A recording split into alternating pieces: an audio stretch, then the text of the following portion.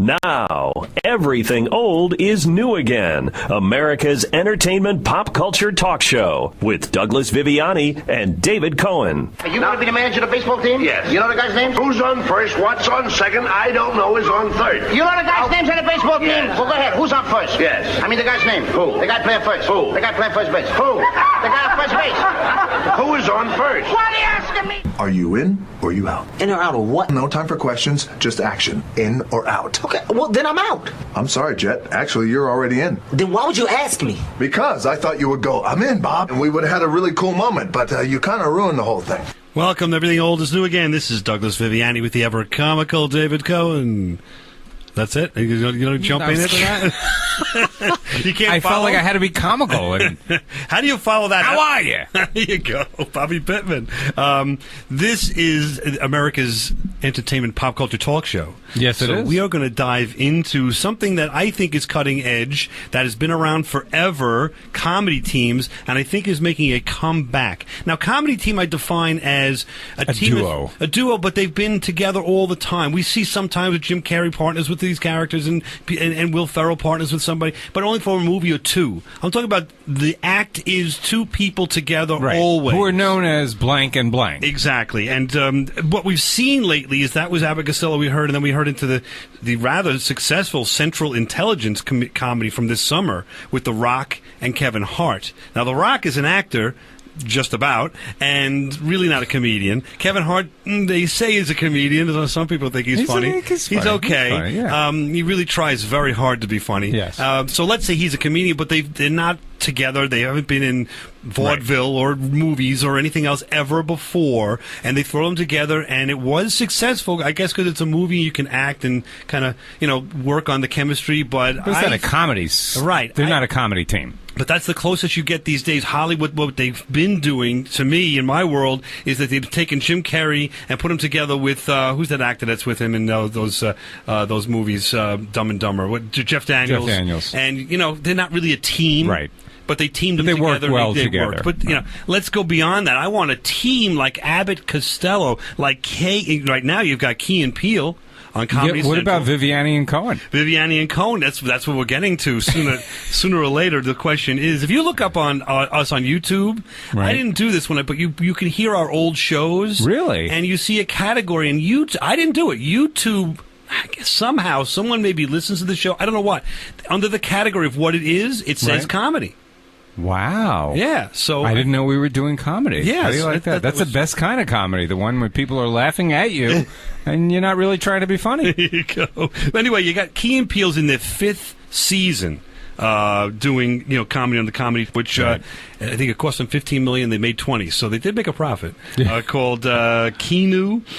There's 2 years of HBO show called Flight of the Conchords. Right. They did a North American tour this summer, spanning Right. 30 cities. So the question I present to you is the comedy team something that's on the way back, or am I totally off on this? No, I think I don't know if it ever went away. It's just that it used to be a lot more prevalent than it is today. But hopefully with the success of Key and Peele and a few others, that it will start coming back, because I think there's a lot of comedy there that we're missing out on because we don't have the teams like we used to. Right, It's a different kind of comedy. Because it's, as they've sometimes described it, is the two of them are talking to each other as opposed to stand-up or one person that's talking directly to the audience.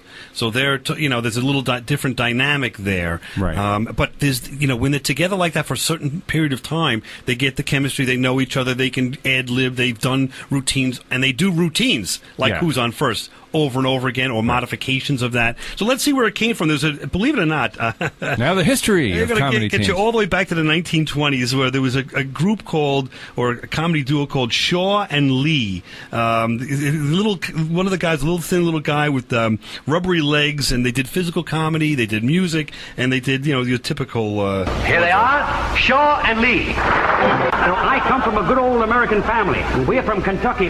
We owned all the. Did you ever hear the Midnight Rider pull Paul Revere. Well, what about it? Well, my father was the bookie. And my grandfather knew Lincoln's Gettysburg Address. Well, what's so great about that? Everybody knows Lincoln's Gettysburg Address. Yeah, but he knew his telephone number, too. There you go, the old routines. You need the rim shot there. Exactly. But they were hugely successful. Hugely successful. You remember this? Well, in the years of vaudeville, my grandfather would tell me about them, and there was also a group called Smith. I killed them a group, but they're a comedy team called Smith and Dale. If you've ever seen the movie Sunshine Boys, the play that was originally on Broadway and then turned into a movie with Walter Matthau and George Burns by Neil Simon, you'll recognize this kind of comedy, Smith and Dale. Hey, well, what street is that fire located on? Canal Street? Why didn't you have that fire yesterday? We were around that neighborhood yesterday. They were firemen and don't want to take the call. So they had some of the most iconic lines that we still know to this day. They were very, very popular. They lived until their 90s, these guys. They ended up their 90s? Yeah, wow. in an old folks' home. One died in 71, one died in 81. It's just like the film. Sunshine Boys. Sunshine Boys. Right. So I dug up a couple of their skits. And Viviani and Cohen, or Cohen and Viviani. I don't know. You want to go alphabetic? I don't care. Alphabetical. Well, let's go with more talented first. So Viviani. Cohen and Viviani. Let's just get some one-liners here. Let's see. They were these old. You could tell they had that old accent. The old Yiddish accent. Right, Can you do this, Doug Viviani? I will do my best. Give it a shot. Are you a doctor? I'm a doctor. I'm dubious. Glad to know you, Mr. Dubious. There you go. Pum-pum. I should have gotten a rim shot for that. Look at this, doctor. Look at that there. Did you ever have that before? Yes, I did. Well, you got it again. Ridiculous. I can't sleep at night. I walk around all night. Ah, you're a somnambulist. No, I'm a night watchman. Let's do one more. It's terrible. Go ahead, one more. I started. I got rheumatism on my back. It's a bad place to have rheumatism on the back of my neck. No. Where would you want the better place? In the back of your neck. And the back of your neck. So there you go. But then Did this we pass the audition? But there's one more, because this is a classic one. It is. Doctor, it hurts when I do this. Don't do that. That's where it came from. That's where it came from. So your Yiddish is pretty good, though. It's not so bad, huh? I've been exposed, and I try to just have a little fun with that, as Laurel and Hardy did and they did comedies in the silent movies, and then they've. Well, here's another nice mess you've gotten me into. Well, I couldn't help it. Well, here's another nice mess you've gotten me into. Well, I couldn't help it. You're always playing me. Now, hard to, that's just to recognize who they are. If you watch one of their movies, I'm talking about comedy teams, and it's a two-person team, they are probably one of the most successful and the best. They've done more movies than Abbott and Costello. They were very funny, physical comedy, because they had to do physical stuff when they did the silent movies. Right. So I think they were great. How about Edgar Berg and Charlie McCartney? Is that really a duo? Orson who? Orson Welles. Yes, that's why we're here. Oh, is that so? Yes, because we shared a fascinating moment in his life.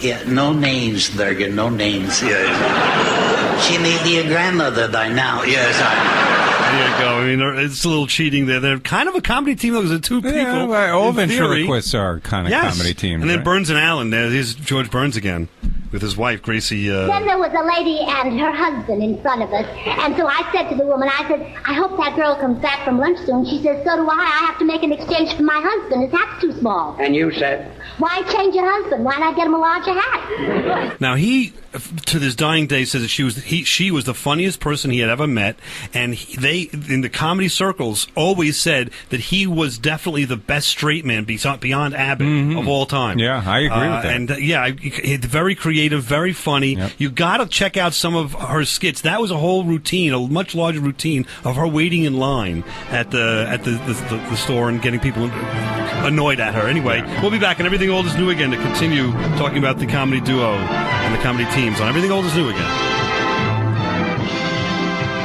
Have a Costello theme. How about that? You're listening to Everything Old is New Again, America's entertainment pop culture talk show with Douglas Viviani and David Cohen. Are you going to be the manager of the baseball team? Yes. You know the guys' names? Well, I should. Well, you tell me the guys' names on the baseball I team. say, who's on first? What's on second? I don't know who's on third. You ain't saying nothing to me yet. Go ahead and tell me. I'm telling him. You ain't said nothing yet. Go ahead and tell me. Who's on first? What's on second? I don't know is on third. You know the guys' names on the baseball team? Yes. Well, go ahead. Who's on first? Yes. I mean the guy's name. Who? The guy playing first. Who? The guy playing first base. Who? The guy on first base.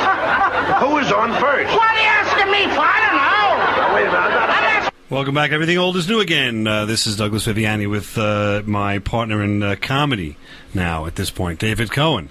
Of Viviani and Cohen. Cohen and Viviani. How about of Everything Old is New again? Interesting. Call a comedy team by not the names of the parties. Nah. No, it doesn't work. Okay, anyway, we're going to now talk about the giants of stand-up comedy. Viviani and Cohen? Besides, before the transition. We're going to talk about now the 50s and 60s before we transition to the new millennia. Pre-Viviani and Cohen. Exactly. This is what we base our comedy upon. Of course, we're saying this tongue-in-cheek. We don't... Right. There is no Viviani and Cohen. Although we could promote that. Maybe we'll get some nightclubs or something, or some routines. Yeah. Anyway, that was Abbott and Costello, of course, the best of all time, I think. And that was the best routine of theirs of all time. There also was Martin Lewis, who in the 50s took over for them, but they didn't really have routines. They were a different breed. They were a function of television and nightclubs first. And Jerry Lewis was someone that was just frenetic and was kind of a Robin Williams type on stage when they were doing their act. If you think about it, he was just stream of consciousness. Their comedy came off as just their interactions with each other, not jokes. Right. So it's hard to get a good clip on that. But they were, people were nuts over them. They were the Beatles before the Beatles in the 50s. You see pictures on the net where you see them in New York City throwing their signed pictures out of like the 10th story of a building, and people like below them just like they caught fire like crazy. You familiar with that or no? No, I never heard that. They're unbelievable. Anyway, listen to a smidge of their routine. Oh, which one of us could think of the line? Ooh, let's see. I'm hoping there'll be a test pattern in 3 minutes. Just watch your step, mind your manners. I may be skinny, but I'm anemic. So they had a skeleton of a skit where a couple of those lines, but most of it was Jerry Lewis and kind of just like screwing it up for Dean Martin. Right, and they're very two very distinct, different personalities, and that's really what worked. Right. So, but it was a new breed of comedy for the team. It wasn't let's do a Borscht Belt or a vaudevillian routine. It wasn't like shtick. Right, which was pretty cool. And then the next group that took over. Maybe a second to them at the time, a way distant second, but a second nonetheless, was Mel Brooks and Carl Reiner. And maybe you've heard of this, a 2,000-year-old. We are always fascinated to know what has kept you alive. What do you think has kept you alive? The main thing that has kept me alive for over 2,000 years is women. Hundreds and hundreds of beautiful women. I don't understand. How can beautiful women keep you alive? Are we in a parking lot? It's a television studio. If I'll answer that question, we'll be in a parking lot. There you go. So now, they, of course, Mel Brooks started as a writer on your show of shows, which was with Sid Caesar and with Carl Reiner. They met there, and then when that show ended, they started a partnership together and did a lot of did the circuit, so to speak. Right. They never did any movies or anything like that. It was more, again, of this kind of Jerry Lewis type of stuff where just straight like live performances. Like, here's the right? setup, go with it. Almost like a Curb Your Enthusiasm, from what I understand now, in a way. When they're filming that, he'll say, all right, this scene is about this, just go with it, and they would ad-lib the scenes. Right. That's cool. So that's sort of what Carl Reiner and Mel Brooks did. They wrote the basics, and then they'd throw some more into it when whatever the spark hit them. Right. It was funny or it wasn't. Right. So, and then taking a little bit more of that, now I say, I'm going to go to the Honeymooners with Gleason and Art Carney. Now, Jackie Gleason was like that. He never did routines, although he had shtick with the eyeballs and bulging eyeballs and certain catchphrases. So he did use both of these things, but he liked the intimacy of doing the show and doing the act right off the bat without even rehearsing it. So you would get the natural reaction and do some ad-libs as well. And, of course, we are familiar with them. Wait a minute. Little clip here. What do they mean by address the ball? How should I know? That's what it says here. Wait a minute. I think I know what it means there. Step up. Plant your feet firmly. Hello, ball. So, I think what's happening is... But were they a comedy team? That's it. It's evolving now into... a TV to TV and TV shows. You're no longer seeing, it's the 50s, you are seeing it, but you're going to see it on the way out. And the last spurt of this in the 60s of a comedy routine on stage talking to each other. I think The Honeymoon is sort of, I'm throwing that in there because they was very successful for 100 years. I mean, they did it from the 50s to the 80s, really, in The Honeymooners. But it was a team, but it kind of broke the mold. It really isn't a team, if you get what I'm saying. Not really. I think the sitcom took over and destroyed the teams, if that makes sense. You had Lucille Ball and Joanne is quitting. Who's Joanne? Oh, that's terrible. Who's Joanne? At a time like this, though. Who's Joanne? Why did she quit? Who's Joanne? Who's getting married? Who's Joanne? She's the girl that dances with Ricky. Now, what was I doing wrong? There you go. Now, that was a team of 4, but really you could say Lucy and Desi and Lucy and Vivian Vance were a team. They were on the air, those two, Vivian Vance and Lucille Ball, for 25 years. But again, now we're away from doing skits. They did shtick, and they kind of did the same kind of thing all the time, if that makes sense, getting into trouble, doing some physical comedy, and they were highly successful doing that. Would you not say that Lucille Ball and Vivian Vance were a team, or no? Are we stretching it? No, I think we're stretching it because, a comedy team is, they're doing comedy. They're doing stand-up, or they're performing sketches together. So I think what you're saying is that in TV, they basically took a sketch and put it into a long form, right? It became called a sitcom, basically. Right. But I don't know characters. But I don't know if it killed the comedy team. It was just a different. It was a different avenue for a comedy team to explore. Yes, but I'll say this: after the '60s, I think the comedy team went by the wayside. But before we get there, Nichols and May, just a little smidge on that. Yeah. Van Doren was my idol. Oh. And now I don't know what to think. Yeah. I mean, does he know anything, or is he just a very thin man with a high forehead? Well, thank heaven for the investigation. Oh, yeah. At least the government has taken a firm stand. Oh, yeah. Well, they can't fool around with this the way they did with integration. No. So now of all that, that was a terrible clip. Let me just tell you that they don't do jokes either. It's a big long setup of two individuals that are high, pompous, kind of highbrow individuals. And for that one, yeah. Yes, but there's so many sketches and the characters they did. Yes, it's hard. It's hard to fill the time. I would say to you that that's what I'm putting that in there because it's introducing social commentary now into the comedy. It's not who's on first. Now it's not the 2,000-year-old man. It's not learning about golf. It's not Lucy, crushing tomatoes or grapes. This is social commentary now, which then brought us into the Smothers Brothers. And they Pull that cabbage down. Take it, Tom. No. You're supposed to take it. Aren't you a folk singer? Yes, but I said no because I didn't want to take it. Wait a minute, you're a folk singer. Have you read the folk singer's guidebook? Yeah, but I didn't want to. And what does the guidebook say? You're obligated to take it. Like a reflex, Tommy. Take it, Tom. Boom, boom, boom. Yeah, when I say take it, hop to it. Boil that cabbage down. Take it, Tom. Boom, boom, boom. So now, of course, there's no social commentary whatsoever in that clip. When I try to prove my point that the Smothers Brothers were the epitome of social commentary. But we know they had a show, and as a result of their show, they went off the air for a couple of years because too much social commentary, and it upset the They got apple him in cart. trouble, right. Yeah. Right. I think the last great comedy team was the Smothers Brothers until possibly now when we're starting to see this comeback. You tell me. You think who after the Smothers Brothers do you see as a team? A two-person team that's in every, Cheech and Chong, I guess, is the next one. Yeah, that's about it. I would put them up there. Besides Cheech and Chong in the 70s, where else? Not too many. Exactly. Not too many. Exactly. I mean, yeah, there were some, Avery and Schreiber. But that's it. Not talking about 80s, 90s, 2000s. We'll be back, and everything will do again to continue. Now, back to America's entertainment pop culture talk show. Everything old is new again with Douglas Viviani and David Cohen. You mean to tell me you haven't spoken to Al Lewis in 11 years? I haven't seen him in 11 years. I haven't spoken to him in 12 years. I don't hate him. Can't stand him, but I don't hate him. If it was all that bad, why did you stick together for 43 years? Al Lewis was the best. The best. You understand? There you go. And the best right now is David Cohen on Everything Old is New Again with Douglas Viviani. And that's the Sunshine Boys.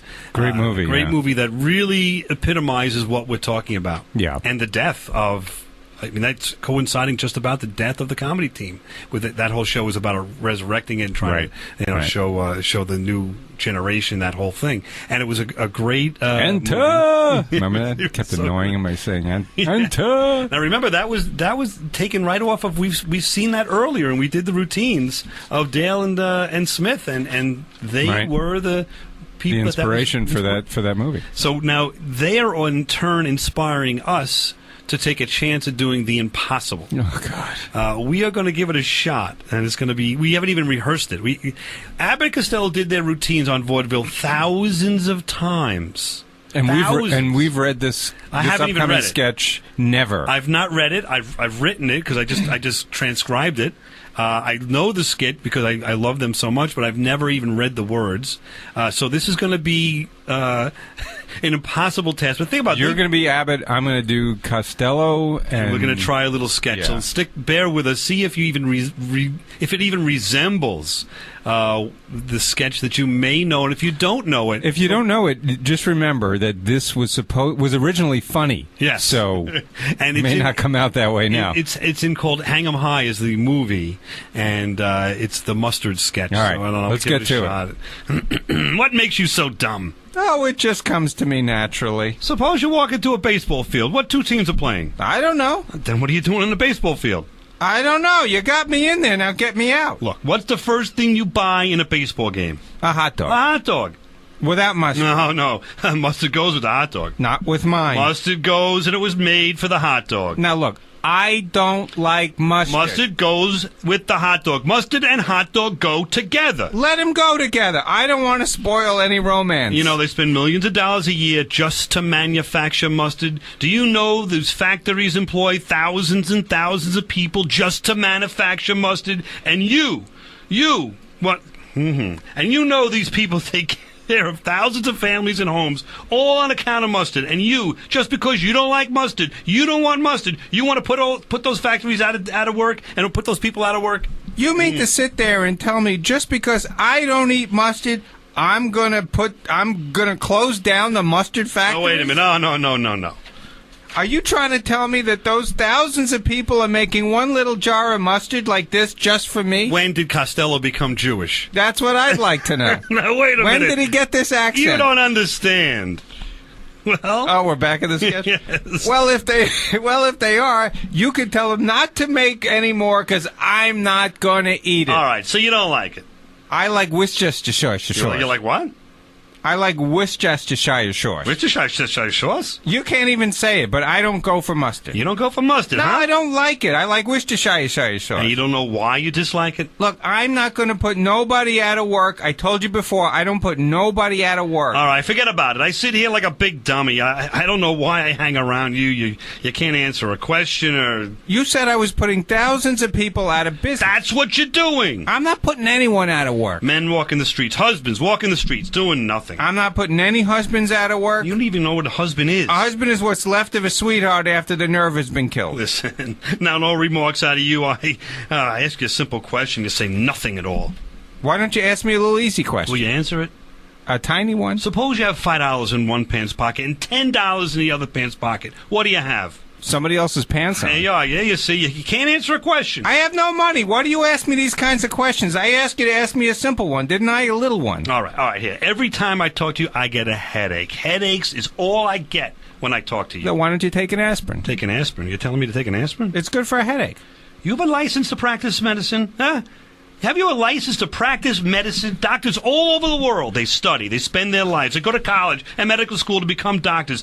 And you tell me to take an aspirin? When one friend has a headache, another friend tells him to take an aspirin. That's all. It's a simple little thing. You have no business. Don't take the aspirin. So I should go around with a headache, huh? That's a fine pal. Why don't you take a little Bromoseltzer? Never mind. I'll take what I want. Say, you're in Grand Central Station, all right? You buy a ticket. Where are you going? I'm not going anywhere. What'd you buy the ticket for? I'm not buying any ticket. Then where are you going to the depot? What are you there to see? Same as the baseball game. Now you got me in a depot. What am I doing in a depot? Why are you blaming me for all these things? Well, did you know where you were going when you went in? I don't know. You put me in the station. Don't blame everything on me. Now that I'm here, I'll have to find someplace to go. Find someplace to go. I'll go bye-bye. Where's bye-bye? Where's bye-bye? Yeah, where's bye-bye? Over that way someplace. Where's over there? Bye-bye. Oh, stop. Will you talk sense? I'll go to Baltimore. I don't want to go, but I'll go. Baltimore? Why Baltimore? Why do you have to pick Baltimore? Of all the towns in the United States, why did you have to pick out Baltimore? What's the matter with Philadelphia? I have friends in Baltimore. Suppose you have friends in Philadelphia. Then I go to Philadelphia. Then what happened to your friends in Baltimore? I can't turn the page quick enough. I'm not talking to them anymore. Suppose you were married, you had a wife, and your wife was in Baltimore. Then I go to Chicago. There you go. All right, so stuff a little flub here and there on my behalf on the best part of the routine, which I'm going to have to do again and splice in. Oh, really? It'll take away the what is it? The spontaneity of the routine. All right, so we'll leave it be. But this disaster of the whatever was the last now, 5 minutes. How did Costello get to be Borscht Belt? With I kind of lost it. I got rid of it once you pointed. I thought internally too, like, why is he talking with a Yiddish accent? Well, see, Costello is impossible to do, and that's what people say. Like, if you see his movies enough, you've seen it, and you kind of get used to the routine. But you got to admit the originality, especially of the wordplay, of the way he presented it, is amazing. But doing this, I have to say that I could see over time, doing it a couple of 100 times, how you can get good at it and kind of get into it. All right, let's do it a few more times. What makes you so dumb? I'll be Abbott this time. You want to let's do the first page. Just the first page. Go ahead. All right. What makes you so dumb? That just comes to me naturally. Suppose you walk into a baseball field. What teams are playing? I don't know. Then what are you doing in the baseball I don't know. field? You got me in there. Now get me out. Look, what is the first thing you buy in a baseball game? A hot dog. A hot dog. Without mustard. No. Mustard goes with a hot dog. Not with mine. Mustard was made for the hot dog. Now, look, I don't like mustard. Mustard and the hot dog go together. Let them go together. I don't want to spoil any romance. You know they spend millions of dollars a year just to manufacture mustard? Do you know those factories employ thousands and thousands of people just to manufacture mustard? And do you know those people take care of thousands of families and homes, all on account of mustard? And you, just because you don't like mustard, what do you want them to do? Close all the factories down? Put all those people out of work? You mean to tell me, to sit there and tell me, just because I don't eat mustard, I'm going to close down all the mustard factories? Now, wait a minute. No. Are you trying to tell me that those thousands of people are making one little jar of mustard just for me? Now, wait a minute. You don't understand. Well, if they are, you can tell them not to make it, because I'm not having it. All right, so you don't like it. I like Worcestershire sauce. You like what? I like Worcestershire sauce. Worcestershire sauce? You can't even say it, but I don't go for mustard. You don't like mustard, No, huh? I don't like it. I like Worcestershire sauce. And you don't know why you dislike it? Look, I'm not going to put anybody out of work. I told you that before. I don't put anybody out of work. All right, forget about it. I sit here like a big dummy. I don't know why I hang around with you. You can't answer a question. You said I was putting thousands of people out of business. That's what you're doing. I'm not putting anybody out of work. Men walking the streets, husbands walking the streets, doing nothing. I'm not putting any husbands out of work. You don't even know what a husband is. Husbands what's left of a sweetheart after the nerve has been killed. See, now I don't understand what that last part means. What is that? Nerve means like sweetheart after the nerve has been killed? The gump that you have, the inspiration, it's gone. The wife has destroyed the personality of the I husband. see. So it's a sexist comment. Yeah, of course. Okay. It's 1940s. I think that might have been better, but only because we probably read Yeah, we for the did second it once. time. Right. I think by the 10th time, which we're going to do for the rest of the show. Exactly. We'll get it. We're going to nail it. Exactly. We'll be right back, and everything will do again. We'll try a Marx Brothers routine, maybe.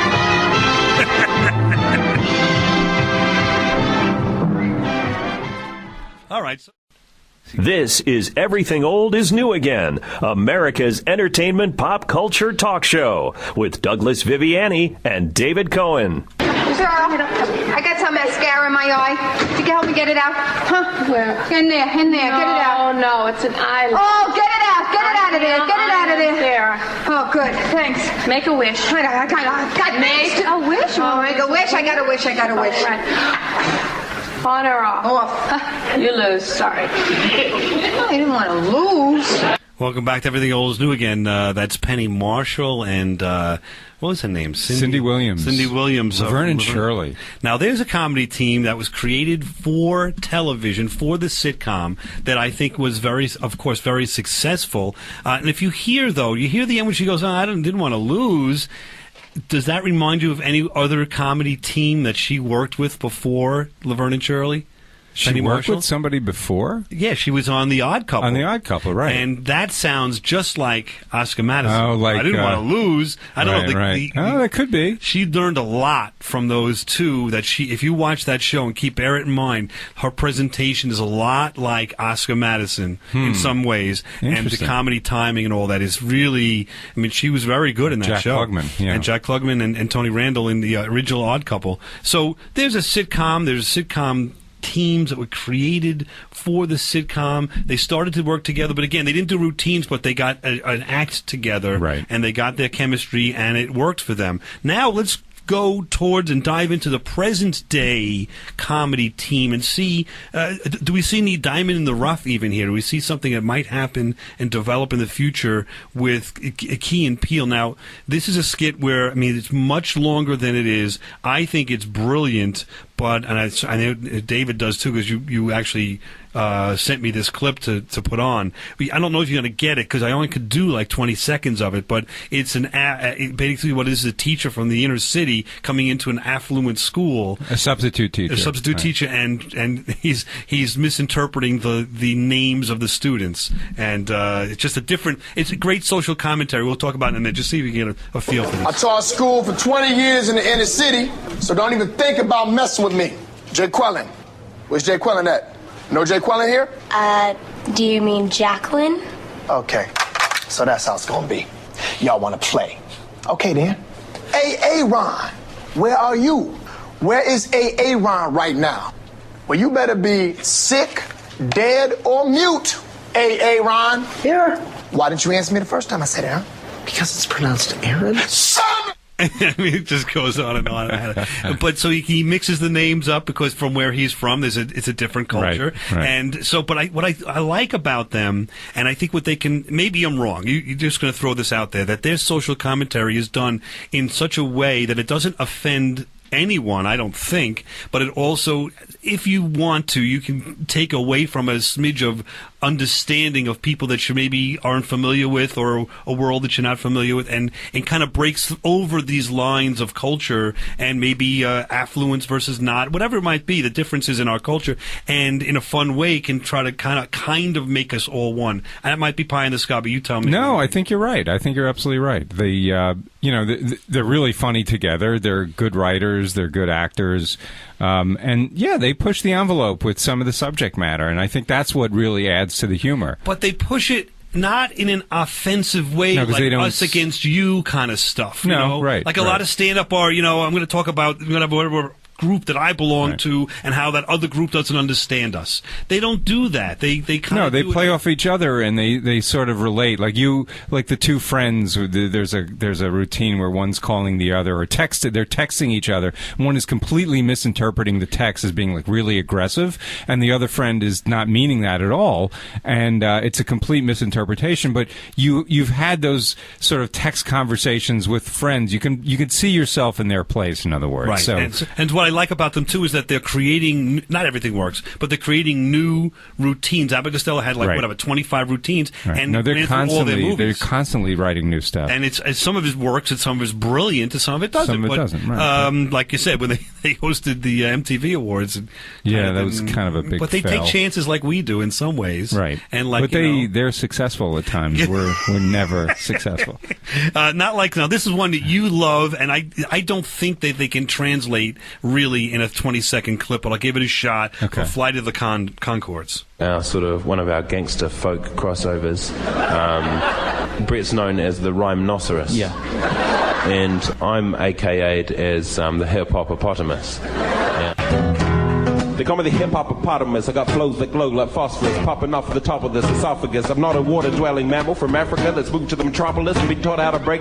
All right, so it's impossible to get a feel for it, but go ahead. No, you kind of have to see them to get the gist of it, but it's much longer. And at one point, they start going into this rap battle where they're gonna go off the top of their heads. They're just gonna like improvise, and one of them just can't improvise. And he's saying, "I hate to," and he works that into the routine. The fact that he can't, he's not good at improvising. Right. When you have to explain a joke, Doug, it really just falls. Well, it's hard because we're flat. limited on the radio because we can't play it for. It's a 3.5-minute routine. I should say it's a 7-minute routine that you can cut to 3.5. Yeah, it's tough. It's tough. So they do have talent. They've been around for a while, but they've only been on 2 years, and the show's been off. It's been off for a while, but they tour. They're still together. Right. But it's always sitting there. You tell me, is it always sitting there playing the guitar? Is that pretty much everything? When they they're do? live, yes, that's what they do. And what do they do on their show then? What's the difference? Well, the show, which is not on the air anymore, I wish it would come back. Right. Was the premise is that they are who they are, and they're trying to make it. And they have a fan club, and it's one person in the fan club. Is it like a sitcom, the show? Yeah, it's sitcom-y, yeah, but they have a completely inept manager. Okay. But I don't know. They did a tour, 30-city tour just this summer, so they got to have some success. They have a pretty big following. Let's look at Tina Fey and Amy Poehler just to get an idea of some contemporary. What do you think, Brayla? That looks amazing on you. And I never met a Brayla before. I know like 3. Oh, so you're trending. God bless. I think I'm getting away with it. Also, it's on backwards. You think? Yeah. How's it going in there? I don't get this dress. One of my apples keeps rolling out of the bag. But I like the story it tells with the fringe. You don't have to rock a thong with this, though. Oh, no, I don't wear thongs. All right, so there's a lot more to that. That's not too much clean. But they don't do stand up. They started Weekend Update. They work really well together on Saturday Night Live, and then both as writers and performers, and now they write and perform in movies together. Right. But they don't hit the road as Faye and right. But they're hosting. What they host? Was it the they hosted the Oscars? Yeah. So they're. I don't know if they're pushing for it, but they're using that as a persona. I mean, they do individual movies, I guess you'd say, but, people like to see them together, the two basically. of them. So I wonder, they might be categorized as a modern-day comedy team. I think so. Let's go back to Key and Peele, A Violent High Five. Mm-hmm. Which is why I will not slap you high five anymore. Why?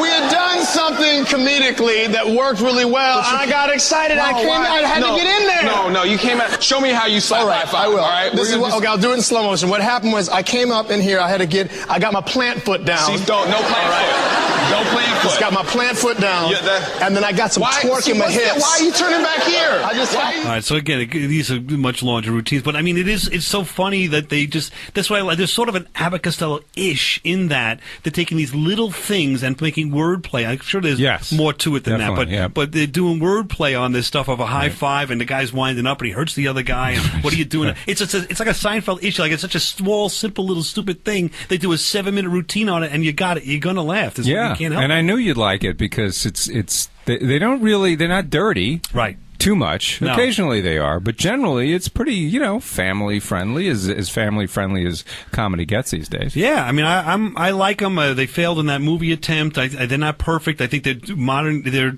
sort of, I don't know, would you say they're perfecting their craft at this point? I would say, and there's some great stuff that they're doing. I just hope for the future that they inspire others to go down that road, because it's a great avenue. Unlike just putting an actor together, like the new Odd Couple. I mean, you don't like that? No, I don't like the new Odd Couple. So the Odd Couple theme by Friends right here, Matthew Perry.